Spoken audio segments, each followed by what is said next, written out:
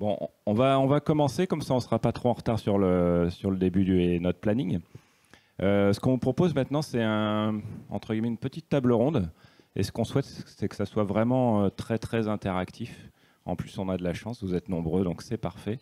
On a la chance en plus de connaître certains d'entre vous, donc on ne va vraiment pas hésiter à vous solliciter, à vous faire participer également. Donc là, je pense que je vous propose, c'est que chacun se présente un petit peu. Vous allez voir, on a un panel assez représentatif en tant qu'éditeur, intégrateur et puis solution de l'écosystème OpenShift. Donc c'est ce qui va nous permettre de toucher très largement à tous les sujets qui pourraient vous passer par la tête.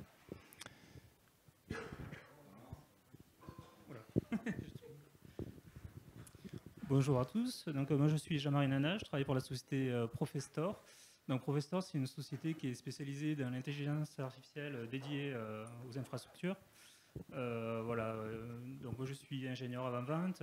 J'ai un boulot un petit peu particulier puisque, en fait, mon rôle, c'est de vous montrer que, en fait, nous, informaticiens, professionnels de l'informatique, on est un peu comme des boulangers qui ne mangent pas de pain, ou très peu. Et en fait, moi, mon boulot, c'est de vous montrer que tous ces algorithmes puissants, on peut les utiliser, nous, en production, dans nos infrastructures, en fait. Voilà. Allez, je poursuis.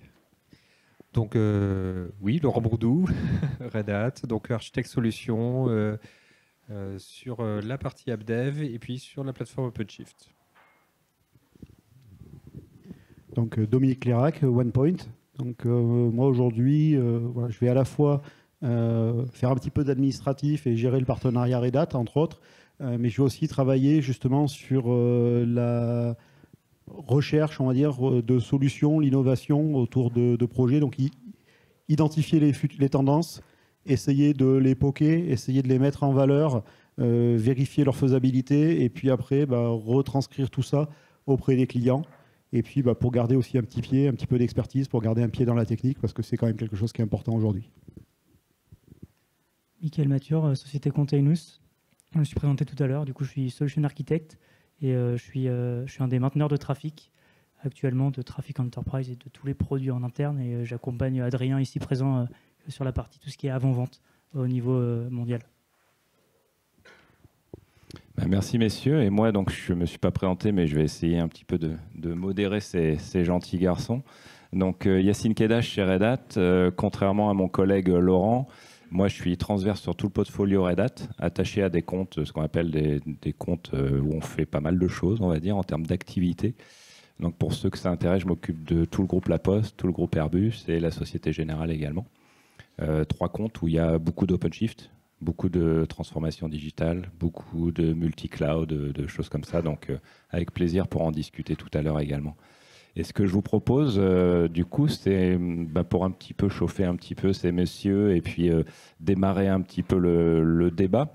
Que chacun, déjà, je vais vous poser quelques petites questions. Et puis, après ça, on va vous passer le micro. Et par rapport à tout ce que vous avez vu aujourd'hui, par rapport à ce que vous allez entendre, c'est vraiment l'opportunité de nous challenger un petit peu tous sur ce qui vous intéresse, ce que vous n'avez pas bien compris, les problématiques que vous avez. Je ne dis pas qu'on aura réponse à tout, mais en tout cas, on va prendre le challenge et c'est avec plaisir qu'on va le relever. Pour commencer, peut-être, Laurent, justement, au niveau Red Hat, puisque on a parlé beaucoup d'OpenShift 4. Et OpenShift 4, il y a quand même énormément de nouveautés. C'est ce qu'on appelle une release majeure chez nous, qui tire plein de choses. Est-ce que tu peux nous faire un petit résumé, Laurent, de ces nouveautés, ce que ça apporte, ce que ça change? Petit résumé, on va relever le défi OpenShift 4 en 5 minutes. Donc oui, effectivement, c'est la grosse actualité. Donc le lancement d'OpenShift 4, c'était l'été dernier, avec la dernière version majeure, la 4.3 qui est sortie en fait la semaine dernière. Alors, je dirais principalement, voilà, il y a vraiment 3 axes forts en fait autour d'OpenShift 4. Le premier, c'est d'abord en fait la redéfinition des frontières de la plateforme, puisque maintenant, suite à l'acquisition de CoreOS par Red Hat, en fait, on gère vraiment en fait l'ensemble de la plateforme comme un tout, je dirais, pratiquement indissociable, c'est-à-dire l'OS et OpenShift. Tout ça, bien sûr, ça peut être mis à jour, upgradé, scalé en fait, de concert. Donc c'est vraiment en fait un changement majeur. C'est pas, on ne vous demande pas de fournir une infra et puis de déployer OpenShift et puis de déployer les services. On sait maintenant en fait gérer la totalité de façon automatisée, de bout en bout, à partir d'OpenShift 4. La deuxième thématique, c'est tout ce qui se passe autour des opérateurs, dont vous avez sûrement déjà entendu parler. Donc vraiment les opérateurs, en deux mots, c'est effectivement ces petits programmes intelligents qui sont spécialisés sur un domaine d'expertise bien particulier, le network, le scaling, la partie DNS, la partie console, la partie voilà, enfin, toutes les différentes parties d'OpenShift, et qui vont apporter en fait une expérience avancée, facilitée en termes de management de la plateforme, mais aussi en termes de fourniture de services aux utilisateurs. Puisque via les opérateurs, on va pouvoir délivrer des brokers de messages tels que Kafka, qui était inclus dans mon application, du framework, du runtime middleware, de la data grid. C'est vraiment en fait une approche qui va permettre voilà, de rendre tout déploiement de services sur OpenShift complètement simple, complètement homogène. Et puis le dernier point, la troisième thématique, c'est vraiment tout ce qu'on apporte au-dessus de ce noyau cube industrialisé, adapté au contexte entreprise, tout ce qu'on apporte en termes de justement facilité aux développeurs.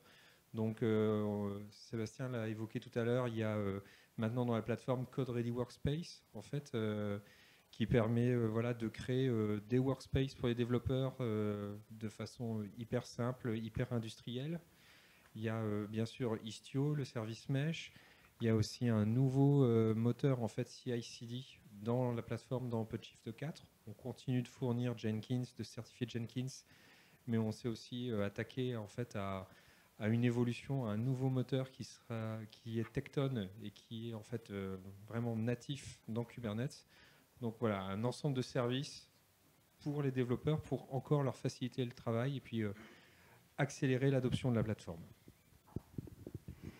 Et puis pas mal de choses au niveau du stockage aussi. On en a parlé un petit peu tout à l'heure. On sait que Sébastien n'a pas fait encore le choix de ce qu'on appelle OCS, OpenShift Container Storage, pour une raison très, très logique. Hein. C'est effectivement gros changement sur la version 4, avec la containerisation et la fourniture d'un opérateur pour le stockage Ceph, qui est complètement intégré dans OpenShift 4. Et ça va apporter et tirer énormément de choses également. Je pense qu'on aura l'occasion d'en discuter tout à l'heure aussi.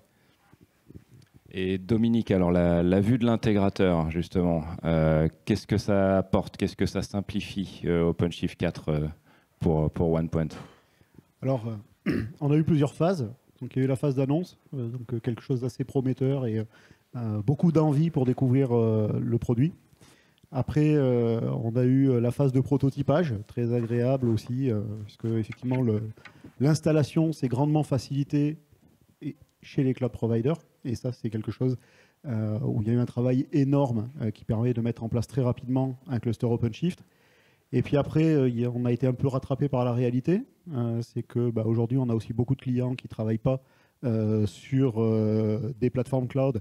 Et dès qu'on doit déployer, en tout cas les premières versions de la 4 à déployer, par exemple sur du VMware, voilà, là on a commencé à toucher peut-être un peu la limite en tout cas du modèle. Et puis on s'aperçoit avec la 4.3 que c'est en train de revenir et ça revient dans le bon sens. Aujourd'hui maintenant on arrive à le déployer assez facilement. On a réussi à adapter nos outils et notamment toute l'automatisation avec Ansible pour pouvoir générer complètement les plateformes, chose qu'on n'avait pas par rapport à un AWS où tout peut être scripté. C'est vrai que c'était un petit peu plus compliqué sur du bare metal ou de la VM.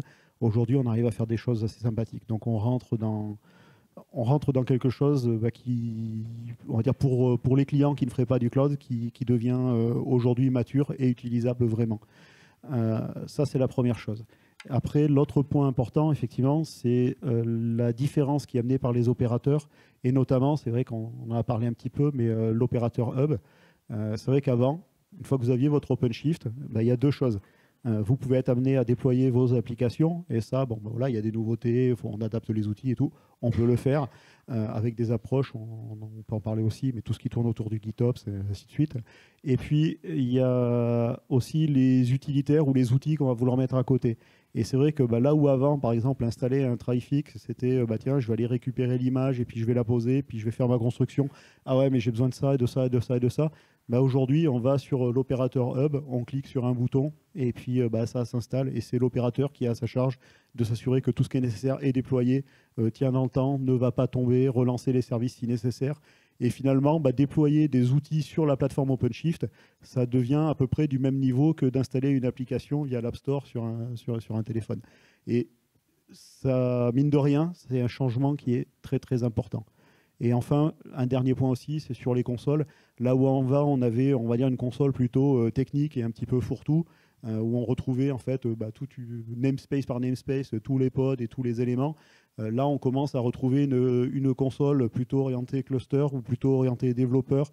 Et donc, on commence à retrouver une certaine cohérence dans la manière dont sont présentées les informations.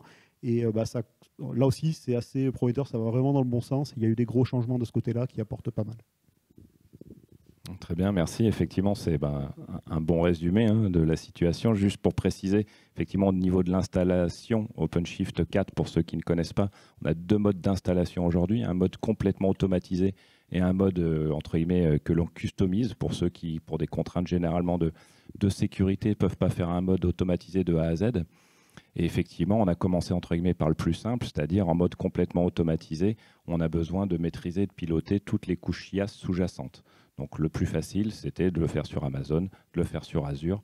La solution OpenShift 4, justement, est opérationnelle et en production chez différents clients sur ces environnements. Et arrive maintenant, et effectivement, enfin, parce que c'est attendu aussi par beaucoup de monde, VMware, le bare metal. On a des clients ici qui utilisent OpenShift sur le bare metal, qui attendent ça avec impatience. Et justement, avec ce même niveau d'automatisation. Donc ça, c'est un point qui est effectivement très, très important. Michael, alors là, ce qui est intéressant, parce qu'on a beaucoup parlé d'opérateurs, et là, justement, on a 2 éditeurs logiciels qui font partie de l'écosystème Red Hat et OpenShift, et qui ont tous les 2 un opérateur. Donc, toi, de ton point de vue, Continuous, Traffic, justement OpenShift 4, l'opérateur, le fait de rentrer dans l'écosystème Red Hat, qu'est-ce que ça apporte et qu'est-ce que vous apportez également comme valeur ajoutée? Alors, je vais commencer par parler de la valeur ajoutée et après des bénéfices d'être dans cet opérateur hub et la facilité d'y rentrer avec les différents outils à disposition. Donc pour commencer, actuellement, Containous, on veut faire en sorte que le network ne soit plus un problème pour vous. Donc actuellement, on est au niveau 7 et au niveau 4 en faisant du TCP et de l'HTTP en tant qu'ingress controller.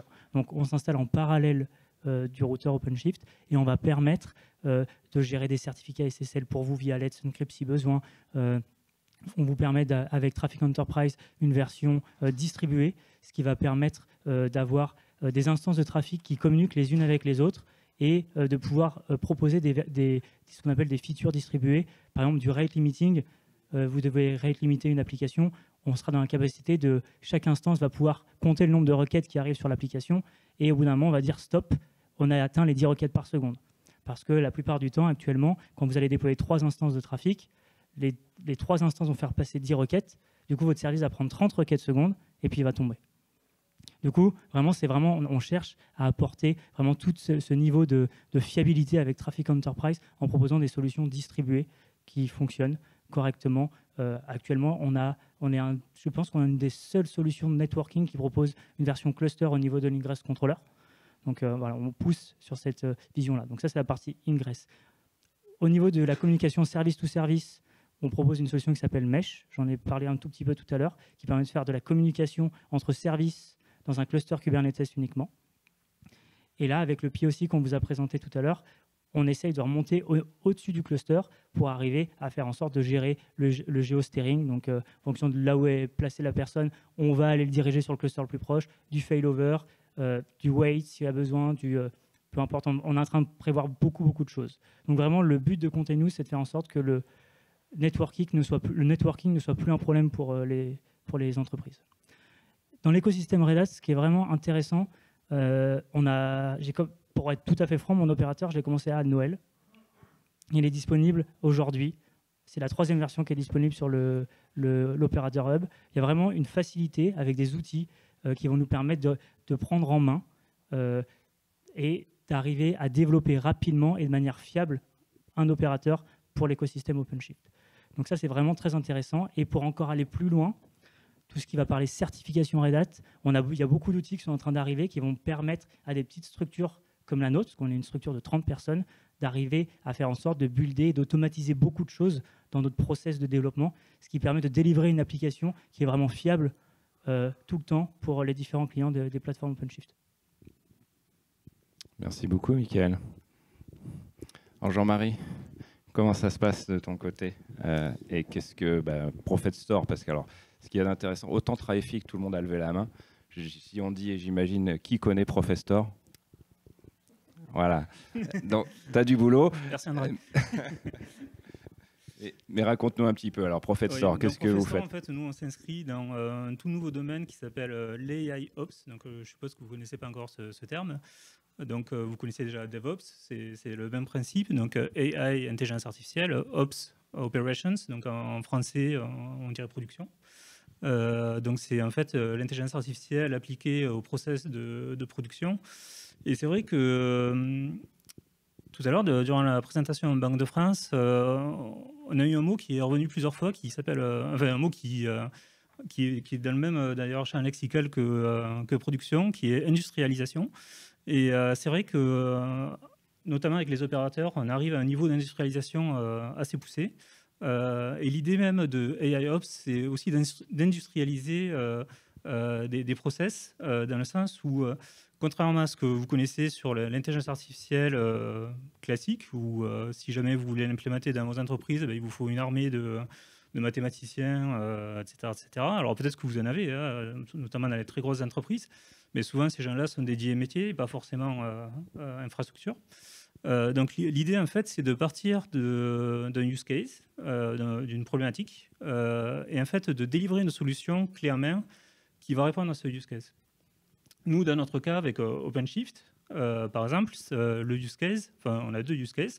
Le premier, c'est ce qu'on appelle le guesswork, c'est-à-dire en fait, on demande à des gens de la fraude ou des développeurs d'essayer de deviner quelle va être l'utilisation en ressources des différents containers, voire des différentes applications. Donc, savoir quel CPU, quelle mémoire, si vous utilisez des GPU, quel GPU vont être utilisés. Et c'est quelque chose qui est absolument impossible à faire humainement. Donc, le plus souvent, on va faire de l'over-provisioning à mort. Hein, c'est-à-dire vous allez mettre un maximum de limites, enfin, vous connaissez, hein, de limit request, etc. Pour pas que votre application crache. Parce qu'effectivement, si jamais vous n'avez pas assez de CPU, votre application va ralentir. Mais si vous n'avez pas assez de mémoire, l'application va cracher, il va falloir relancer tout ça. Donc voilà, donc on va utiliser en fait ce côté machine learning pour apprendre des applications et prédire l'utilisation à venir. Donc ça, c'est le premier use case. Et le deuxième use case, donc on a un petit peu parlé tout à l'heure, Dominique en a parlé, c'est en fait tout ce qui va être capacity planning, que ce soit un local ou un multi-cloud. Donc multi-cloud dans ta définition, hein, donc ça peut être du cloud hybride, local et public. Où en fait on va utiliser là aussi les prédictions qui sont déjà faites d'ailleurs pour l'autre partie, et on va les utiliser en corrélation avec le prix qu'on va collecter, parce que tous les prix sont publics sur les clouds publics en tout cas, pour pouvoir en fait vous indiquer le meilleur sizing possible pour vos applications.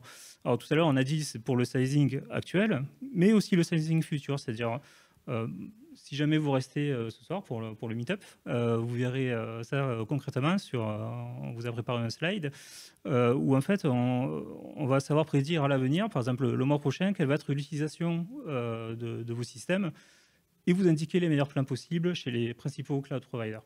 Donc voilà, ça ce sont les principaux use cases, donc c'est du concret. Hein. Vous n'avez besoin d'aucune connaissance en statistique ou en mathématiques pour pouvoir implémenter tout ça. Tout ça, c'est dans l'opérateur Hub. Très tôt, nous, on est monté au maximum parce qu'on a vu l'intérêt. On ne peut pas proposer, nous, un produit d'industrialisation et pas industrialiser les process de gestion même de notre produit. Donc, en fait, la Red Hat permet d'industrialiser au maximum. Hein, c'est-à-dire non seulement l'installation, les mises à jour, comme on a indiqué, mais aussi le cycle de vie de l'application. Hein, si jamais il y a des crashs, etc., redémarrer, mettre le bon nombre de pods pour pouvoir éteindre l'application si jamais c'est nécessaire. Donc voilà, on utilise toute cette technologie que Red Hat nous permet d'avoir pour pouvoir industrialiser au maximum. Merci. Et comme effectivement ça a été dit, hein, on a un meet-up tout à l'heure où on va aborder ces sujets un peu plus en détail et en profondeur, puisqu'il y a 3 intervenants ici présents qui vous feront une belle démonstration des différents outils. Et puis le socle de tout ça, c'est que les 3 outils dont on parlera ont chacun leur opérateur.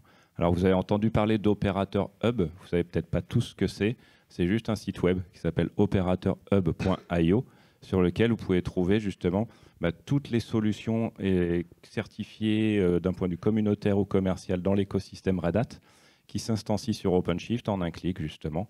Et vous avez tout leur niveau de maturité. Et c'est aussi au travers de ce biais-là que tous les éditeurs peuvent soumettre leurs solutions. Vous l'avez bien compris, si on doit résumer, hein, la partie opérateur aujourd'hui et pourquoi Red Hat a énormément poussé cette partie-là, c'est le moyen pour tous les éditeurs, ce qu'on appelle les ISV chez nous, de rentrer tout simplement dans l'écosystème Kubernetes. C'est-à-dire c'est la porte d'entrée aujourd'hui. Quand vous voulez livrer votre logiciel, vous fournissez un opérateur, ça vous ouvre la porte de tout l'écosystème Kubernetes, donc OpenShift de la même façon. Maintenant, ce que je vous propose, puisque vous avez bien vu déjà le niveau d'expertise de nos intervenants, leur domaine de prédilection, moi qui suis un peu transverse sur tout ça, donc ce qu'on vous propose, c'est de passer avec un micro, de prendre toutes les questions que vous pouvez avoir sur la thématique de la journée, que ça soit quelque chose que vous n'avez pas bien compris et que vous souhaitez qu'on réexplique, ou que ça soit tout simplement je sais pas, une problématique qui soit spécifique à vos usages ou à ce que vous rencontrez au sein de votre société. Qui commence? Parce qu'après, je vais être obligé de désigner certaines personnes, hein, donc à vous de choisir. Hein.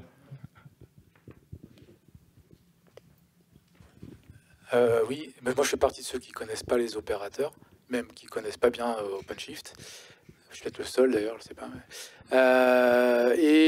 Du coup, pour bien comprendre, vous venez juste de dire, pour rentrer en tant qu'ISB, c'est ça, sur la plateforme Kubernetes, l'opérateur est une bonne opportunité. Mais du coup, les opérateurs, c'est comment dire, c'est pas spécifique à OpenShift, c'est-à-dire que ça peut fonctionner sans OpenShift? Bien sûr. Oui, et puis bon, alors comme toujours chez Red Hat, c'est vrai que pour ceux qui ne nous connaissent pas bien, Red Hat, c'est open source partout, c'est-à-dire que tout ce qu'on fait est open source. Donc aujourd'hui, quand on dit un opérateur, effectivement, ce n'est juste un moyen de packager votre application, si je dois simplifier. Il y a d'autres moyens, il y a ce que vous avez peut-être entendu parler des Helm charts, c'est aussi quelque chose qu'on supporte sur OpenShift, et c'est un moyen de packager votre application pour l'instancier sur un cluster Kubernetes. OpenShift, c'est une solution architecturée autour de Kubernetes. Tout ce que vous faites sur Kubernetes, vous le faites sur OpenShift. Et donc, ce que va apporter OpenShift là-dessus, si je comprends bien, c'est l'accès à ce fameux hub, c'est le déploiement en un clic, c'est-à-dire c'est une sorte de surcouche au-dessus de ce principe de base, de ce concept de base de Kubernetes, c'est ça en fait, quoi. Oui, et puis comme l'a bien montré Sébastien lors de sa présentation, Kubernetes c'est une brique effectivement importante, hein, c'est l'orchestrateur de l'ensemble, on est tous d'accord. Mais il y a tout ce qui gravite autour, tous les services qui gravitent autour, que ce soit des services d'infrastructure ou des services orientés développeurs, et aussi, et c'est important, il y a énormément d'améliorations sur OpenShift 4 sur cette partie-là, sur la partie métrologie, avec Prometheus qui est au cœur de la solution, avec de plus en plus de dashboards Grafana qui sont fournis par Red Hat pour chacun des composants. Et d'ailleurs, les ISV, donc les fournisseurs de solutions, aujourd'hui, c'est une recommandation très forte et je pense que même sur l'opérateur hub, ça va devenir un peu obligatoire de montrer patte blanche en ce sens, c'est-à-dire que vous amenez une application, vous la fournissez à travers un opérateur, il faudra fournir le dashboard qui permet de la monitorer par la même occasion et de simplifier la vie de tous les utilisateurs que vous êtes. Si on veut reprendre quand même, on va dire une image assez simple, c'est vrai que Kubernetes, donc c'est la technologie qui permet d'orchestrer des conteneurs, mais aujourd'hui, une vision, enfin, ce qu'on s'aperçoit de plus en plus, c'est qu'il y a deux types, on va dire essentiellement, d'entreprises. Il y a celles qui vont vouloir investir dans des ressources, qui vont prendre une expertise sur Kubernetes, parce que, je veux dire, tant qu'on joue, on va dire, à faire un cluster dans un coin, c'est vrai que c'est accessible, on va dire, à toute personne qui y passe le temps nécessaire.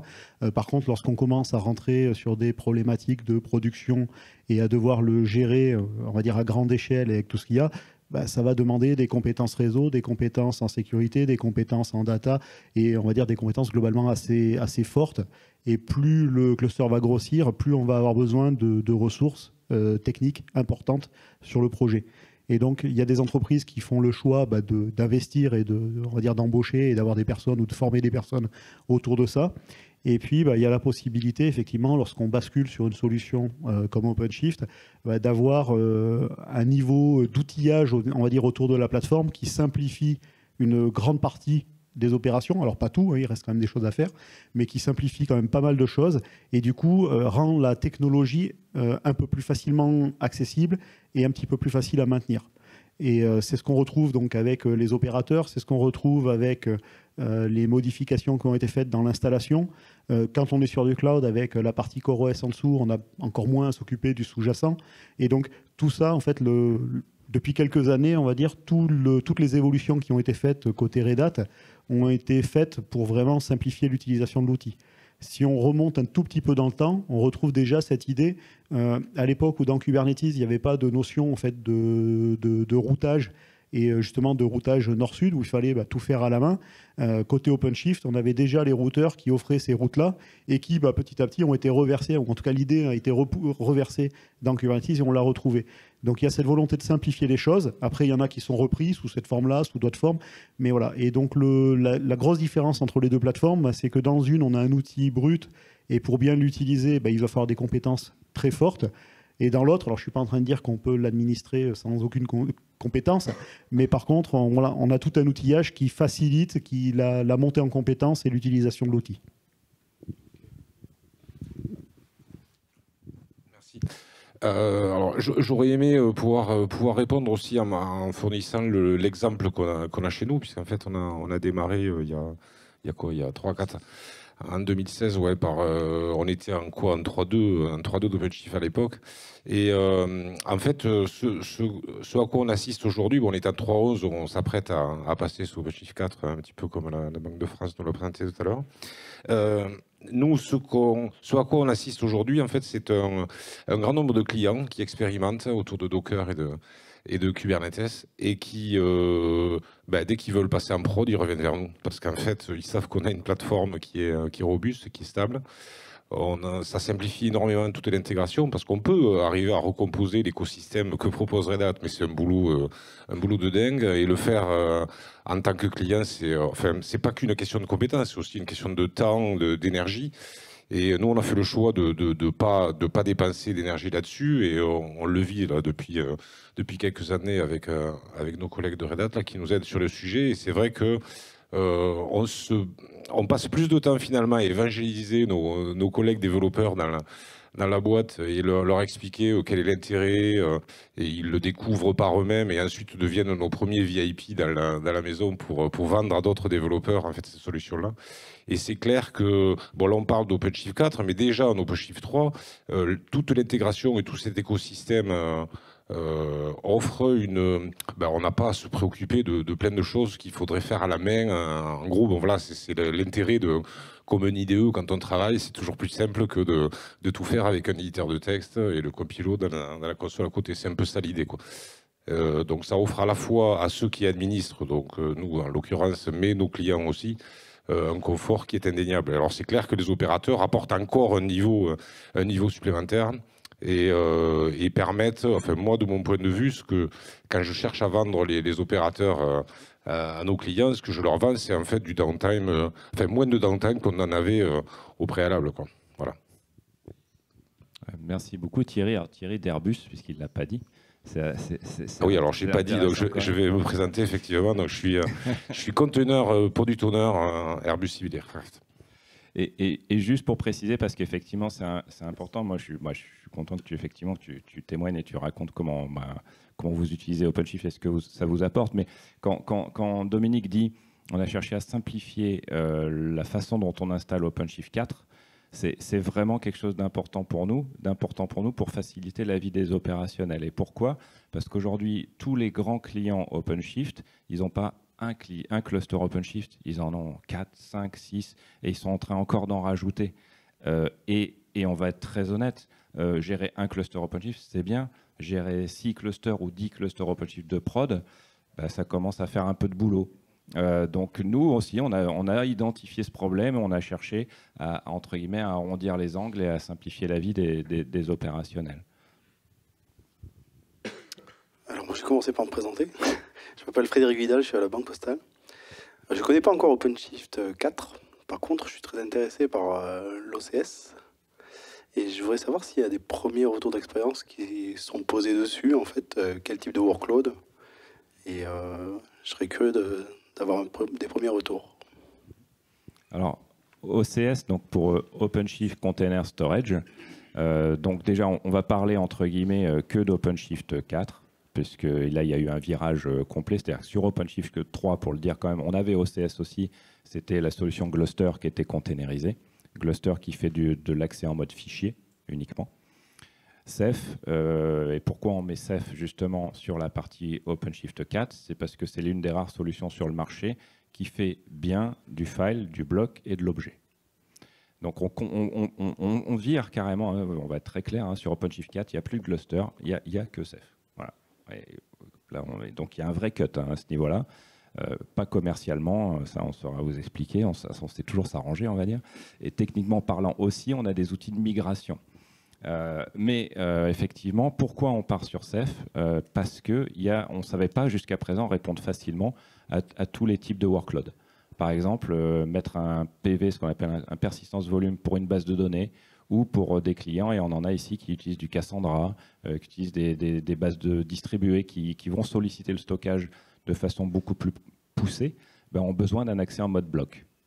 Précédemment, on ne savait pas le faire. Avec Ceph, on sait qu'on sait le faire et qu'on sait le faire très correctement en termes de ce qu'on appelle IOPS, donc de performance du stockage en mode bloc. On a d'autres usages applicatifs qui ont besoin d'un accès en mode fichier. Pourquoi? Parce que l'application est distribuée et a besoin de faire des accès concurrents sur un même volume de données. Alors, on est entièrement d'accord, c'est pas très cloud native, c'est pas super propre, c'est pas ce qu'on va vous recommander, mais on le sait, c'est la réalité du terrain, c'est la réalité de votre parc applicatif et on peut pas l'ignorer non plus. Donc, on apporte aussi cette solution. Et puis, il y a effectivement le stockage objet au travers le protocole S3. Et là, pour faire du cloud native, c'est beaucoup plus intéressant. Et en même temps, ça va me permettre de faire une petite précision par rapport à une remarque qui m'a été faite de Colline tout à l'heure.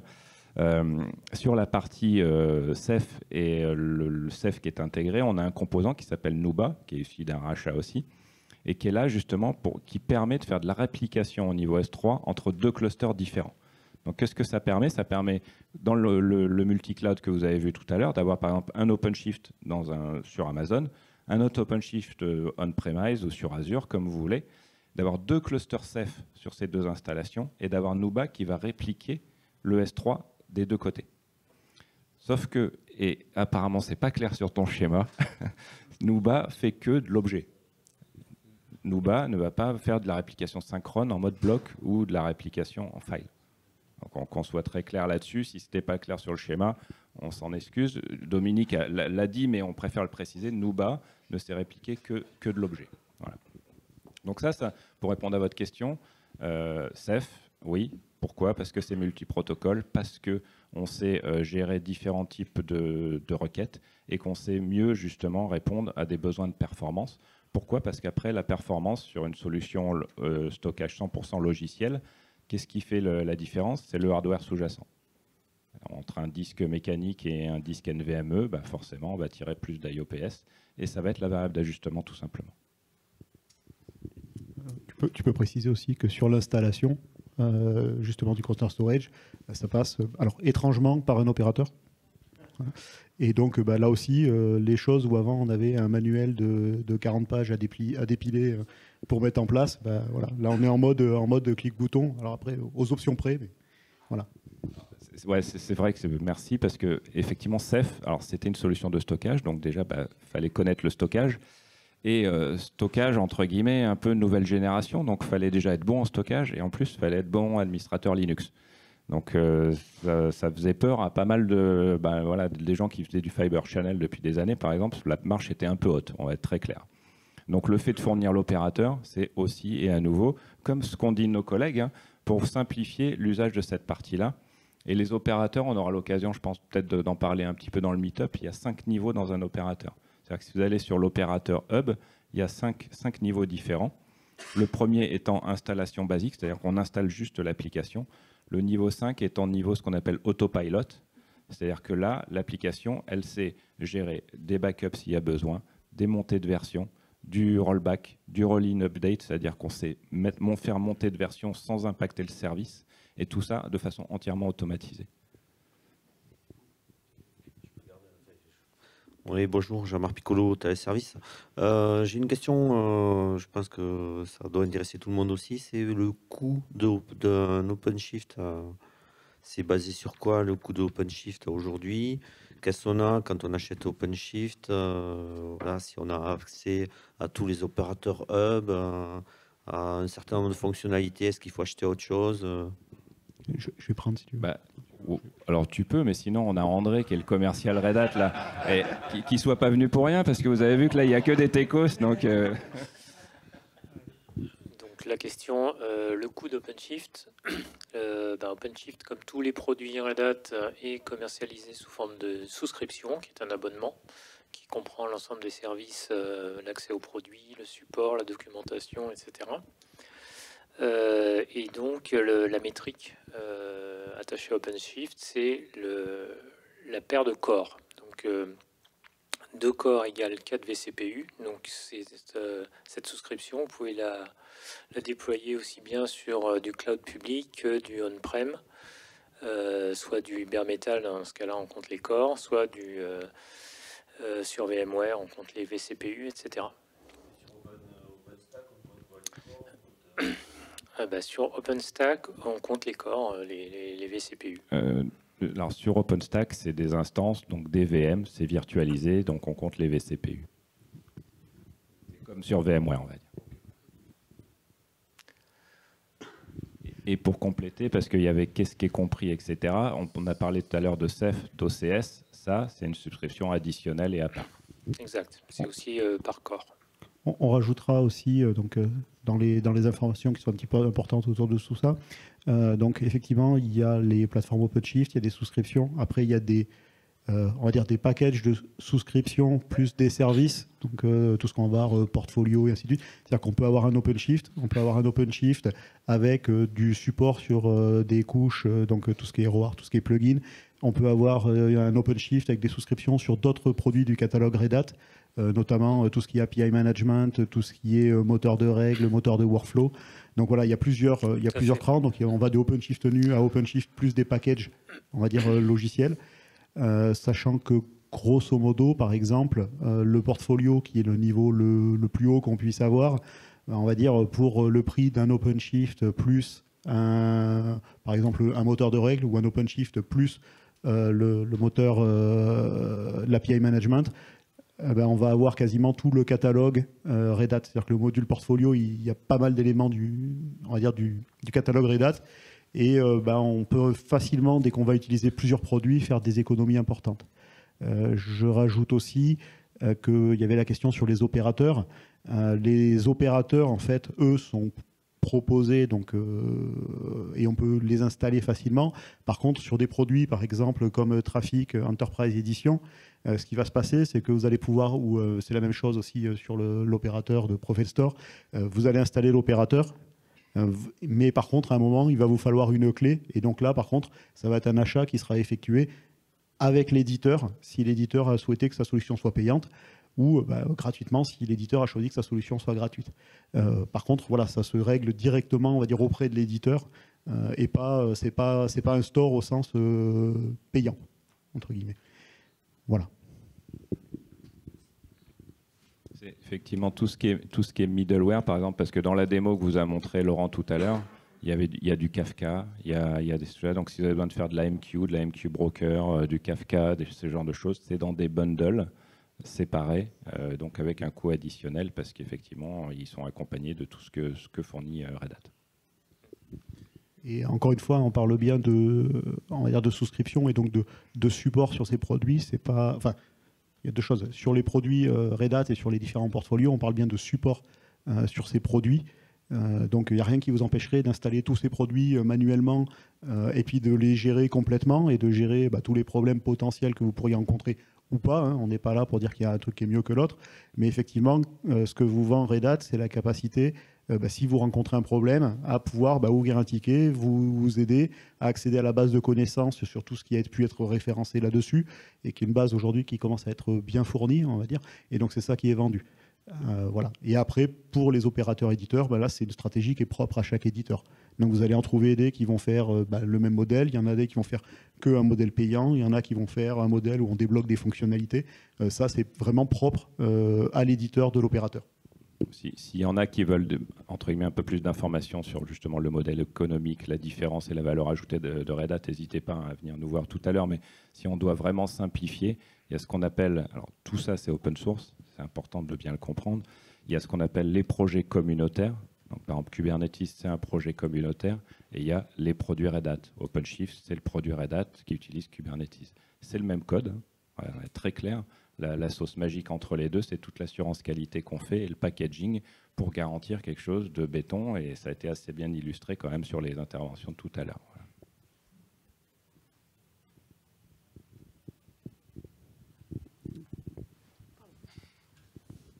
Oui, bonjour, Mickaël Souillard, de la Banque Postale. Tout à l'heure, là, sur la présentation sur le cloud hybride, on a fait un focus sur le design de l'appli pour qu'elle soit compatible. Et après, on a beaucoup parlé du run, en fait, comment on accède à l'appli. On n'a pas du tout parlé du déploiement, en fait, sur du multi-cloud, du multi-cluster, etc. Tu viens de devancer le prochain meet-up.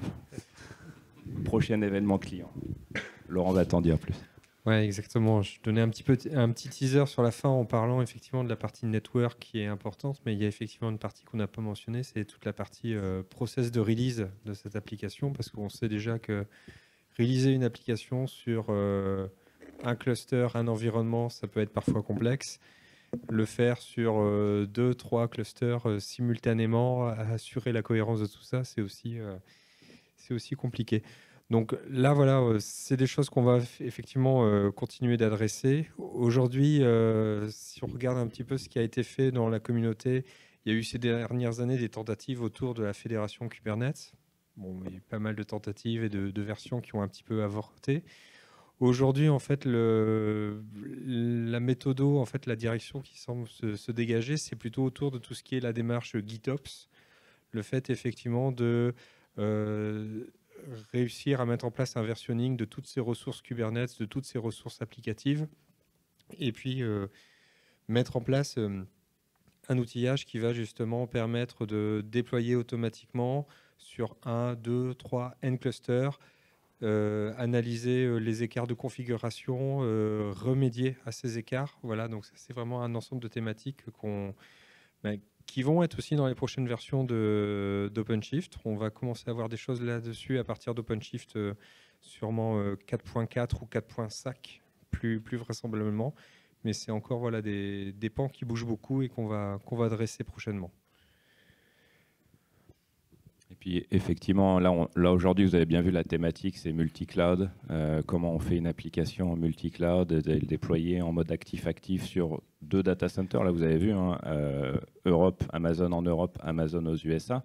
Mais ce qui est intéressant, c'est toute l'architecture logicielle qui a été montrée à la fois par Laurent et toute la partie load balancing en amont qui ont été montrées par Mickaël et toutes les solutions employées pour ce faire.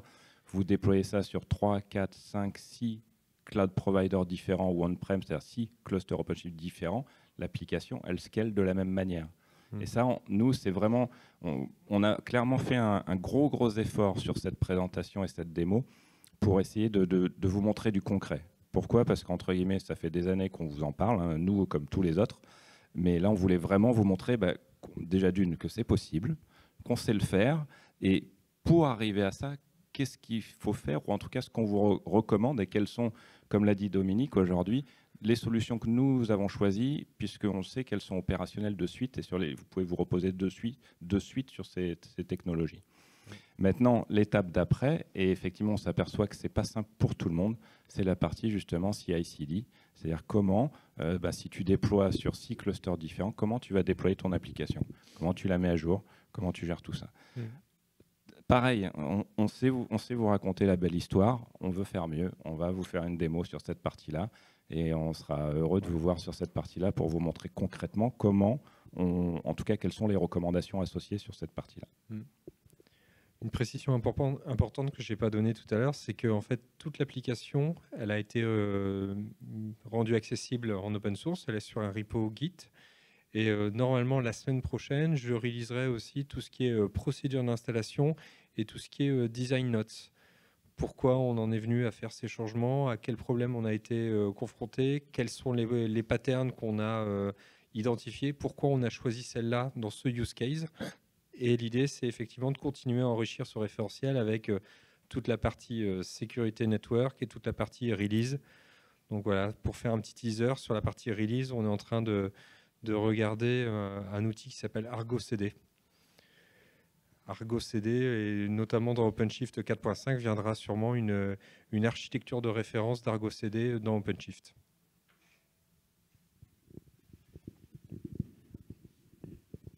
Oui, oui, on parle beaucoup d'industrialisation, d'automatisation. Pour moi, dans le monde de Red Hat, c'était plutôt quelque chose qui était lié à Ansible. Est-ce qu'aujourd'hui, il y a un lien entre les produits? Est-ce qu'il y a de l'Ansible derrière? Enfin, comment ça s'articule tout ça? Est-ce que si on a déjà investi sur l'Ansible, est-ce qu'on pourrait utiliser? Enfin, quelle est l'articulation des différentes solutions?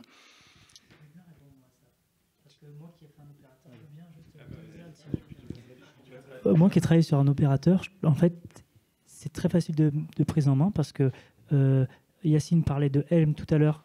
On peut faire un opérateur à base de Helm, on peut faire un opérateur à base d'Ansible, mais il parlait des niveaux de l'opérateur. Actuellement, la seule possibilité d'avoir un opérateur niveau 5, c'est de le faire en Go. C'est la seule possibilité actuellement chez Red Hat. Donc 3 niveaux d'opérateurs, Ansible et Helm qui s'arrêtent au niveau 2, si je ne me trompe pas. Ansible 3. Jusque 3 Ansible, 2 Helm, 3 Ansible et 5 pour refaire du Go. Donc s'il y a de l'Ansible et qu'on veut automatiser son application via un opérateur, par exemple, c'est tout à fait possible de le mettre en place.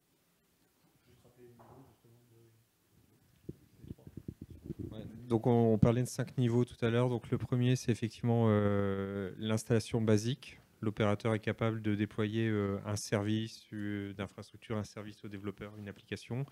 Le niveau 2, c'est en fait la capacité à gérer les mises à jour, les montées de version. Le niveau 3, c'est de gérer le cycle de vie complet, notamment gérer toute la partie stateful d'une application, un backup, un restore, voilà, toutes ces choses liées vraiment à la gestion de la data. Le niveau 4, ça va être tout ce qui est métrique, la capacité à collecter des métriques. Et le niveau 5, c'est justement l'exploitation de ces métriques pour passer en mode autopilote et donc réussir à faire en automatique des ajustements sur l'application, sur sa configuration pour qu'elle s'exécute le mieux possible. Alors, un petit complément sur effectivement l'articulation Ansible versus les autres solutions d'automatisation. Alors effectivement, ça paraît toujours un peu confus parce que Ansible, on le présentait à la fois comme technologie chapeau pouvant orchestrer tout et n'importe quoi, et puis des fois comme langage, solution d'implémentation d'une particularité comme les opérateurs. Donc effectivement, on peut imbriquer les choses un petit peu selon son goût dans tous les sens. Donc on a des clients qui partent vraiment de l'infra, qui ont un investissement fort en Ansible, qui gardent ce pilotage Ansible, notamment parce que peut-être la part en fait dans leur patrimoine d'applications hybrides n'est pas encore très élevée, et donc c'est plus facile de garder un barycentre très infra et très Ansible, auquel cas on va plutôt rencontrer des configurations où c'est un Ansible, notamment un Ansible Tower, qui est en fait la solution, la plateforme d'orchestration qui va après piloter d'autres choses, des déploiements traditionnels et des déploiements en conteneur. Et puis, on a d'autres clients qui ont plutôt une approche qui vient vraiment du CI/CD dev d'accord, donc qui va avoir un barycentre plutôt Jenkins, là avec peut-être une proportion de conteneurs plus importante et en fait, du coup, une orchestration qui va se faire majoritairement par des pipelines CI/CD avec Ansible plutôt positionné sur vraiment de la fourniture IaaS, de la remédiation en fait d'infra, de la réalisation de tâches d'audit, des choses comme ça, voire de l'implémentation de certaines fonctionnalités très précises, les opérateurs ou des scripts d'automatisation variés. Donc voilà, globalement, on a effectivement cette direction forte de dire, dans un monde container, peut-être que l'outil, le couteau suisse Ansible qui pouvait tout faire et n'importe quoi, il a peut-être moins de raison d'être parce qu'effectivement, on a à chaque fois des prises, des interfaces standards homogènes pour manipuler ça. On n'a pas besoin de cette diversité, mais il reste quand même toujours intéressant pour une approche plus globale, IaaS et remédiation de toute la partie infra. Je vais apporter aussi un petit complément, parce que c'est vrai que là, on parle de tout ce qui tourne dans OpenShift, mais juste, il faut se rappeler que Ansible, si on revient, parce que OpenShift, c'est bien, on peut l'utiliser, mais avant, il faut l'installer. Et effectivement, donc sur la 4, on l'a dit, ça s'installe aujourd'hui. Mettre un OpenShift dans AWS, quelqu'un qui n'a pas de compétences OpenShift, il y a un script d'install, il y a 5 questions, et après, à peu près 45 minutes d'attente, à peu près, pour avoir un cluster. Alors, production ready, je vais le mettre avec des pincettes, parce qu'il est posé, il y a la haute disponibilité. Par contre, en termes de configuration, tout ce qui est SSO, tout ce qui est sécurité, il reste du travail à faire. Mais je veux dire, d'un point de vue installation et machine, on a quelque chose qui tient quand même la route, on va dire, pour un cas général. Et ça, on le voit bien, on lance le script, il va faire tous les appels, générer les machines sur AWS et tout, il n'y a pas de problème. Par contre, comme je disais tout à l'heure, on a des clients qui sont, alors que ce soit sur du bar métal ou de la VM, on va parler de la VM aujourd'hui, et là, par contre, par définition, on ne va pas lancer un script qui installe tout, on a une obligation, c'est de faire une install qu'on va appeler UPI, donc en gros, une installation par l'utilisateur. Donc le deal, c'est à nous de générer toutes les machines et les installations qui vont bien avant de lancer l'installation OpenShift dessus. Donc on crée le sous-jacent et on installe OpenShift. Et là, on n'a pas 10 000 solutions. Soit on fait tout à la main, ce qui n'a pas de sens si on a plusieurs clusters à gérer, et puis si on veut les faire évoluer, et puis si, comme beaucoup, on va faire 40 installations avant d'arriver à celle qui nous plaît, ce qui, nous, dans le cas en tout cas des labs, nous est arrivé, et je crois que 40, c'est un chiffre léger. On a Nicolas au fond de la salle, je pense qu'il a fait un nombre d'installations assez incroyable d'OpenShift avant qu'on atteigne les résultats qu'on voulait. Et donc là, il n'y a plus de 10 000 solutions. Donc on a soit le couple Terraform et puis Ansible, soit juste du Ansible. Ça, après, c'est une histoire de choix et de goût. Mais derrière, le seul moyen d'avoir une installation complètement reproductible et puis qu'on puisse facilement faire évoluer, le fait de pouvoir rajouter des nœuds automatiquement. Donc OpenShift, c'est installer de nouveaux nœuds, mais là encore, il faut lui fournir le sous-jacent qui va bien, il faut lui fournir l'outillage qui va bien. Puis il y a OpenShift, mais on pourrait parler du SSO autour, on pourrait parler de tous les services qu'on veut mettre tout autour. Et là, Ansible reste, on va dire, clairement un outil à la fois pratique, voire même incontournable. Et après, l'utilisation de Tower pour l'orchestration, c'est toujours pareil. En tout cas, de mon point de vue, c'est une histoire de choix, de simplification. C'est-à-dire que on sait toujours lancer un Ansible à la main, ça, il n'y a pas de problème. Par contre, lorsqu'on commence à mettre un tower, on commence à pouvoir avoir des scripts, à gérer les environnements, à planifier les lancements. On a une interface qui permet à quelqu'un qui n'aurait pas l'accès à la machine de pouvoir lancer des scripts en fonction des droits qui lui ont été donnés. Donc on va dire tout un écosystème qui vient se poser par-dessus l'utilisation d'Ansible même. Donc voilà, Ansible est effectivement dans les conteneurs, ça va avoir un intérêt très limité. Dans les opérateurs, ça permet, quand on ne sait pas faire du Go, de faire les premiers niveaux, et c'est déjà pas mal. Ça permet de mettre les premières briques. Mais par contre, dans l'installation du sous-jacent et de tout ce qui pourrait être autour de la plateforme, en tout cas, ça reste un des outils incontournables. Alors, très clairement, et effectivement, parce qu'on a parlé beaucoup d'opérateurs par rapport aux solutions de l'écosystème qui s'installent sur OpenShift. Mais il ne faut pas oublier que vous, en tant qu'utilisateur, vous créez aussi des applications. Il y en a de plus en plus d'entreprises qui vont créer des opérateurs pour leurs propres applications. Et ça tombe bien, Sébastien nous expliquera justement, c'est le parti pris de la Banque de France et c'est le talk du meet-up de tout à l'heure. Donc ça sera intéressant parce qu'ils vont nous expliquer pourquoi, ils font leurs propres opérateurs, également comment. Et effectivement, quand on a fait beaucoup de tâches, automatisé beaucoup de tâches au niveau de l'entreprise pour faire du déploiement applicatif, de la gestion de conf avec Ansible, bah, ça permet déjà de transposer ça beaucoup plus facilement et rapidement pour créer des opérateurs et aller jusqu'au niveau 3. Michael, lui, il ne s'est pas posé la question. TraFX, c'est du Go, donc il en mange au petit déjeuner tous les matins, donc il a fait Go directement. Ouais, bah, parce qu'il voulait faire rapidement, parce qu'il l'a dit, il a démarré en décembre, donc pendant les fêtes. mais le tien, par exemple, il est autopilot, il est en Go. Et puis bon, je pense que voilà. Mais voilà, tout ça pour dire que Ansible, dans le monde de l'entreprise, où il y a déjà une grosse partie des applications qui sont gérées avec Ansible en termes de gestion du cycle de vie de l'application, c'est le cas de bon nombre de nos clients, ça permet de transposer ça dans un opérateur en allant jusqu'au niveau 3, et il y a déjà d'énormément de gains qui sont associés à ça aussi. Et puis comme l'a dit très justement Dominique, il y a tout ce qui est autour, où là, effectivement, bah, ça reste légion.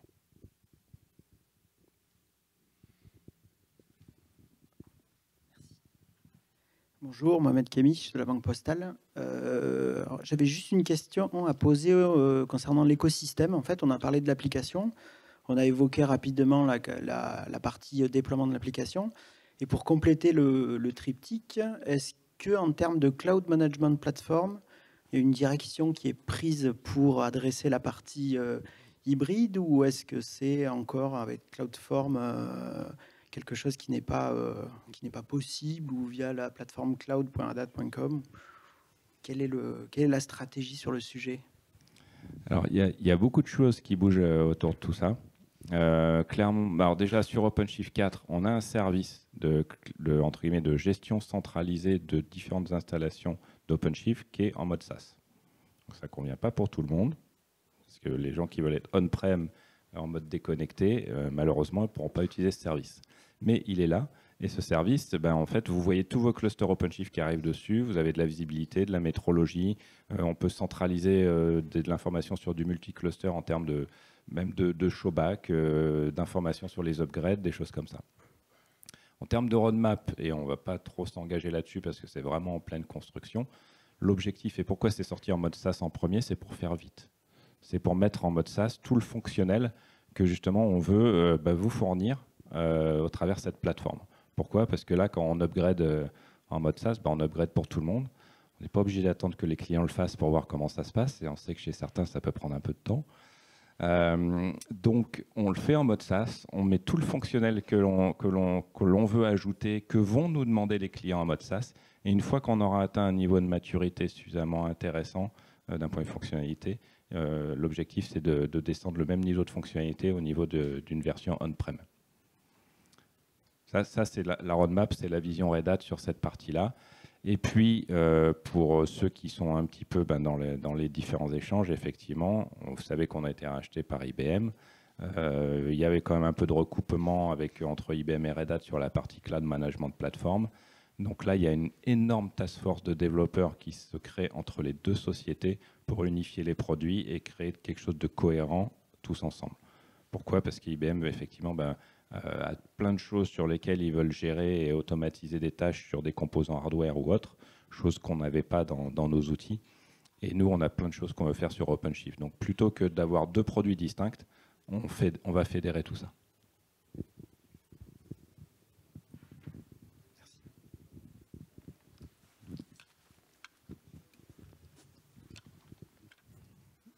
D'autres questions? On a encore une bonne dizaine de minutes, si vous voulez.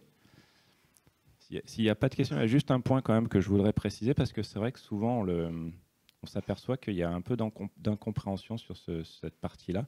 C'est-à-dire qu'effectivement, on a bien montré la différence entre OpenShift, les services tirés et apportés par OpenShift par rapport à Kubernetes. Il y a beaucoup de gens qui pensent qu'en fait, on est obligé de tout utiliser. Nous, notre principe et notre idée, et ce qu'on voit chez les clients, c'est plutôt qui peut le plus, peut le moins. C'est-à-dire qu'on a des clients aujourd'hui, et on peut citer des noms, il n'y a pas de souci. On a des clients comme Amadeus, par exemple. C'est l'un de nos plus gros clients OpenShift en Europe, qui n'utilise la plateforme OpenShift que pour ses couches basses, que pour la partie casse. parce que tout ce qu'il y a autour, ils veulent le construire eux-mêmes. Par contre, avoir un Kubernetes qui est béton, avoir Cryo qui est béton, avoir tous les backports et les hotfix que l'on fait, ben pour eux, c'est une vraie valeur ajoutée. Ils ne veulent pas s'embêter avec ça. Donc ça, pourquoi je le précise, parce qu'on s'aperçoit qu'il y a beaucoup de clients qui mettent des barrières, entre guillemets, là où il n'y en a pas. Et on a beaucoup de clients d'ailleurs qui ont commencé à ouvrir le pass avec OpenShift et fournir tout ce qui était intégré à OpenShift. Et qui après, ben justement, suite aux demandes des développeurs, les développeurs disent « Ouais, mais moi, je veux construire ma propre image.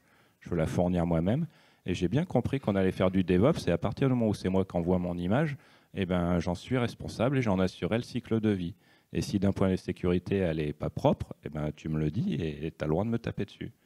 Et je comprends. Et je veux m'inscrire dans cette démarche-là. On a de plus en plus de clients qui ouvrent leur plateforme. Alors attention, hein, d'un point de vue opérationnel, vous mettez tout ce qu'il y a en amont dans la partie, tout l'outillage et encore les outils de l'écosystème pour scanner les images, vérifier la sécurité et tout ce qui va bien. Mais ça permet d'ouvrir la solution à des choses qui paraissent peut-être pas, c'est peut-être pas transparent pour tout le monde. Le fait qu'on a des clients qui font uniquement du CAS avec OpenShift. Donc ça, c'est important. Et pour accélérer et aider d'ailleurs sur cette partie-là, il y a aussi quelque chose qu'on a sorti, je ne sais pas si vous avez vu, ça s'appelle UBI, Universal Base Image. Et ce n'est rien d'autre qu'un socle en fait, minimaliste au niveau d'une image qui permet de créer tout ce que vous voulez avec. C'est ce qu'on utilise déjà sur toutes les images que l'on vous fournit. Tout le middleware et toutes les applications qui sont packagées et fournies avec OpenShift vont utiliser cette image UBI. Et ce socle-là, il est fourni gratuitement et également, ce qu'on n'avait pas avant, et c'était un problème, libre de droit de redistribution. C'est-à-dire que vous pouvez créer une image sur cette partie-là et le renaître même sur autre chose qu'OpenShift. Maintenant, vous avez le droit. Et pourquoi on a fait ça? Justement pour faciliter l'adoption et l'ouverture de la plateforme aux développeurs qui veulent créer leurs propres images, tout simplement. Et les ISV ici présents aussi ont découvert que l'UBI pouvait leur faciliter grandement la vie sur justement la gestion du cycle de vie et la sécurité, puisque c'est Red Hat qui l'a fourni. Il y a des patchs de sécurité, on fait une nouvelle version, etc. Et entre guillemets, si ça ne marche pas, vous savez sur qui taper également. C'est nous.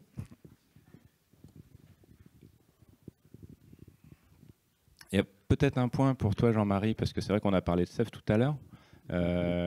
Juste sur justement la partie intelligence artificielle au niveau de Ceph, parce que c'est quand même un peu aussi entre guillemets le métier historique de Professor. Oui, d'ailleurs c'est pour ça qu'on a le mot store derrière Prophet, puisqu'on a commencé par la partie stockage. Donc nous on fait partie de la communauté Ceph.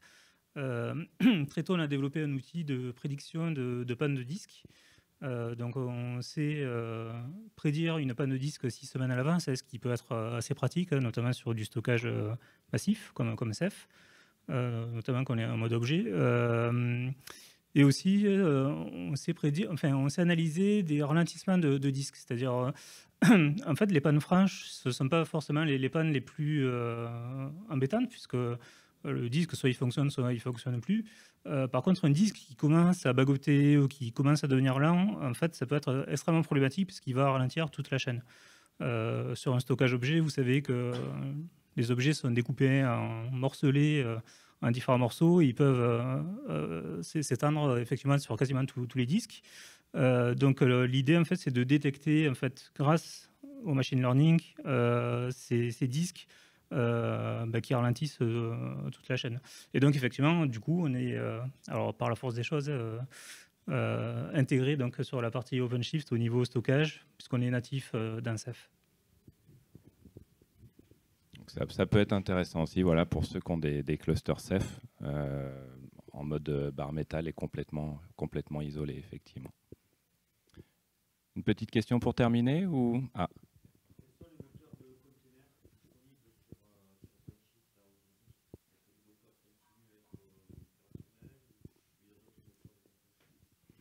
Laurent, tu veux la prendre? Non, mais Oui, je répète la question. Oui, quels sont les moteurs de conteneurs disponibles sur OpenShift? Alors, avec OpenShift 4, on a fait un virage. En fait, on On a changé notre moteur par défaut. Le moteur par défaut, maintenant, il est Cryo. D'accord. Donc Cryo, c'est un nouveau moteur dont on a participé effectivement à l'engineering. L'objectif de Cryo, c'était d'être justement directement compatible avec la container runtime interface de Cube, d'accord, d'être aussi plus, je dirais, compliant, plus respectueux des standards OCI. OCI, c'est l'Open Container Initiative. C'est en fait un standard industriel pour justement définir le format d'une image de conteneur et puis les interfaces de dialogue avec les runtime de conteneurs. Le dernier élément en fait en faveur de Cryo, c'est que derrière en fait le moteur qui exécute justement les conteneurs, c'est plus un fat daemon comme l'était le Docker. D'accord, ça devient en fait un programme beaucoup plus léger qui ne fonctionne pas sous forme de démon, qui est utilisable en fait dans le user space et donc qui est aussi beaucoup moins, qui ouvre beaucoup moins la porte justement à des failles de sécurité. Et donc ça, c'était vraiment un des arguments phares pour justement sortir du Docker et de ce gros démon qui est utilisé après par les différents process. Alors ceci étant dit, il paraît qu'on peut toujours faire tourner un Docker comme moteur. Dans OpenShift, je n'ai pas encore essayé. J'imagine qu'effectivement, dans ces cas-là, on sort des conditions de support de Red Hat, mais on a toujours la possibilité de débrayer et de remplacer en fait l'engine par défaut par un nouvel engine de son choix. De toute façon, il y a une compatibilité binaire, puisque depuis au moins le standard OCI, c'était mi-2016 et la release 1.0, c'était mi-2017. Et en fait, depuis cette date, nous, ce qu'on veut surtout, c'est dans OpenShift, vous permettre d'exécuter et de construire des containers, des images de conteneurs OCI, avant tout. Donc, je connais pas j'ai eu aucun retour, j'ai pas de connaissance de cas client d'une image qui aurait été fabriquée sur un autre runtime compliant OCI et qui ne pourrait pas fonctionner dans Cryo. Puis effectivement, un côté Red Hat, nous, c'est open source, standardisation, normalisation, donc OCI. On ne sort pas et on ne veut pas de dériver de cette partie-là. Donc, tant que les runtime et Docker y compris respecteront ces standards, ça interopère sans aucun souci. Si par contre ils dérivent, nous, ce n'est pas notre choix. Et effectivement, comme l'a expliqué Laurent, un gros focus sur la sécurité. Et ça va un peu plus loin aussi, parce que là, on a parlé Cryo, Kubernetes. Il y a aussi RHEL 8 qui est sorti. Dans RHEL 8, on ne package plus Docker. Il y a un nouvel runtime qui s'appelle Podman, qui remplace Docker, voilà, on va être très clair, et qui, pareil, est userland, ne nécessite pas de droit d'accès root, est très axé OCI et sécurité, et qui est accompagné de deux autres outils qui s'appellent Scopeo et Bulda, pour en tout cas, pour clairement remplacer tout ce qui est Docker, Dockerfile, et puis faire les push sur une registrie, etc. Ces outils étant 100% open source, par contre, ne fonctionnent que sur Linux aujourd'hui. Donc aujourd'hui, si vous voulez faire des containers sur Windows ou sur Mac, effectivement, il y a le runtime Docker qui est toujours présent et qui vous permet de builder les images et d'être interopérable.